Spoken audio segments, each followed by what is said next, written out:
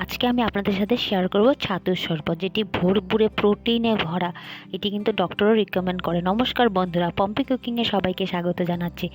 এটা কিন্তু সুগারের পেশেন্টের জন্য স্পেশাল বানাচ্ছি। তো এখানে আমি প্রথমে জল নিয়ে নিয়েছি, তারপর একটু লবণ দিয়ে দিলাম। জলটাকে একটু গরম হতে দেব,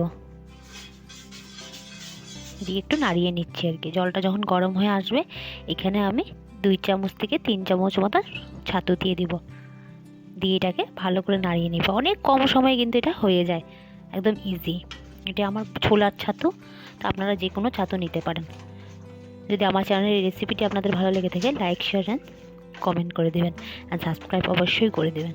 আর আমার থেকে যদি আরও এরকম কোনো রেসিপি দেখতে চান, সেটাও জানিয়ে দেবেন। লাস্টে দিয়ে আমি দিয়ে দিচ্ছি অল্প ব্ল্যাক পেপার, মানে গোলমরিচ গুঁড়ো। সেটা অপশনাল, দিতেও পারেন নাও দিতে পারেন।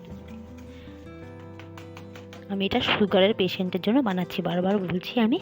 বন্ধুরা, এটা আপনাদের ঘরে যদি কোনো অসুস্থ লোক থাকে, দেখবেন টানা আপনারা 1 মাস দিয়ে দেবেন, মানুষটা সুস্থ হবেই। এটাতে কিন্তু পায়খানাও অনেক ক্লিয়ার করে দেয়। তো একটু ফুটিয়ে নিয়ে এসে ব্যাস। আর কেউ যদি চায়, একটু ঠান্ডা জল দিয়েও খেতে পারবে, কোনো অসুবিধা নেই।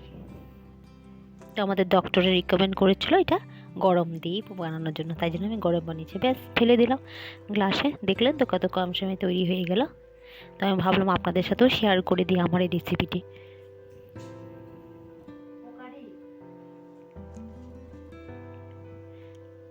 Please like share and subscribe my channel. ভালো থাকুন, সুস্থ থাকুন। Tata, love you all.